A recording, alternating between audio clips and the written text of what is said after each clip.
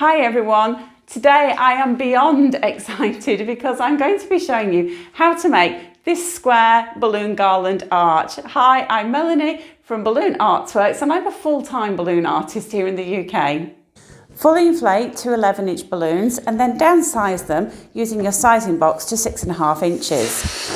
Pass the balloon through the hole, let a little bit of air out, as much as you need to, and just when the balloon touches the sides of the hole, pull that out, put a twist in the neck to trap the air, and then do the same thing with the other balloon. Let the air out as you pass it through, and we're inflating to 6.5 inches in diameter. Take the balloon necks, pass one over the other, wrap them around and tie. We're now going to inflate these balloons to 8 inches in diameter. So just passing through the 8-inch hole, so the balloon just touches the sides. Press down a little bit on the balloons to give them a nice round shape.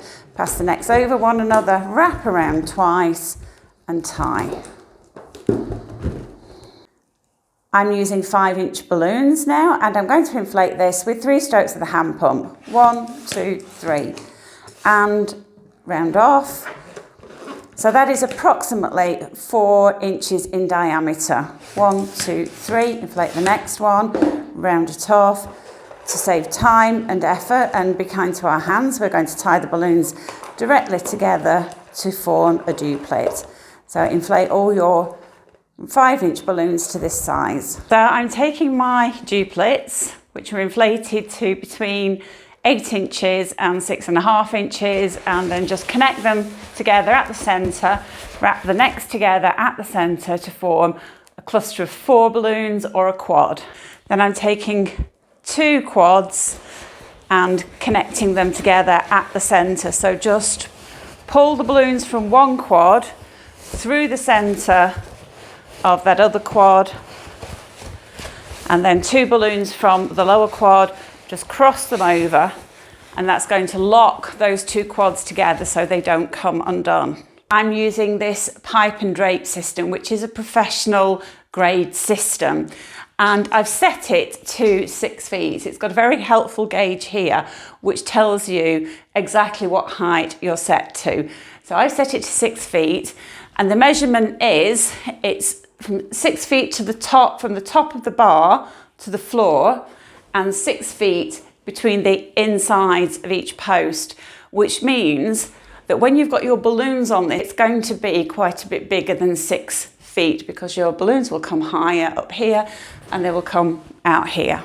So I've got one of my clusters of 8, and in one section of the cluster you'll find this kind of pocket of space where you can put your hand in there, and that is often where we would put the weight. If we're making a display and making a base with a cluster of 8, that's often where we would put the weight.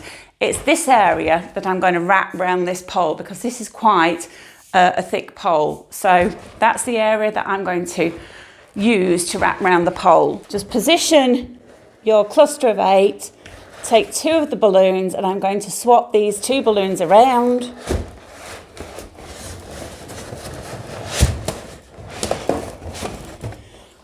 And that secures the cluster of 8. Then I'm taking a second cluster, doing exactly the same thing.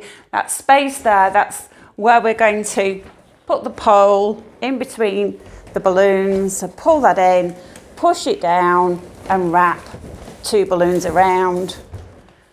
And we're going to carry on doing that until we reach the top. Don't worry if you can see any gaps, we're going to cover those later. We're now at the top of the pole, so I've got one more cluster to position here in exactly the same way.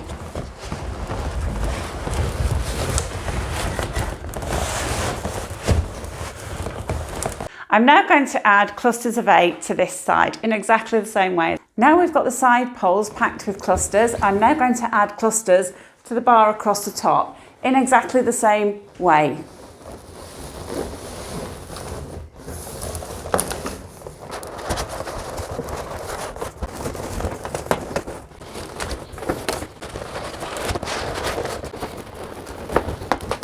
And then I've got a cluster of 4 that I'm going to connect at the centre.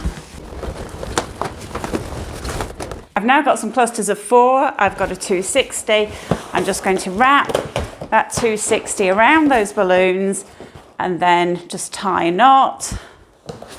And I'm going to use this 260 to secure this cluster to the display.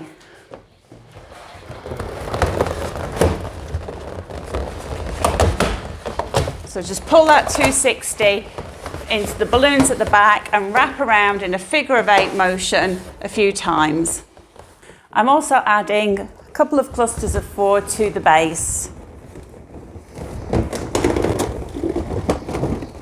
We can now add our clusters of 4 to add more texture and visual interest to the display.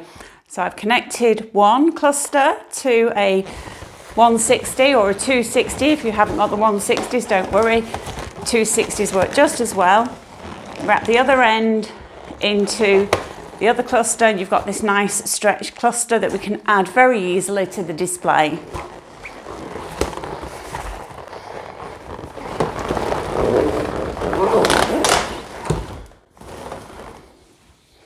So work your way around the display, adding the clusters wherever you see, if you can see a gap or a bit of the frame through, or you just feel it needs that little bit extra somewhere, then add the small clusters there.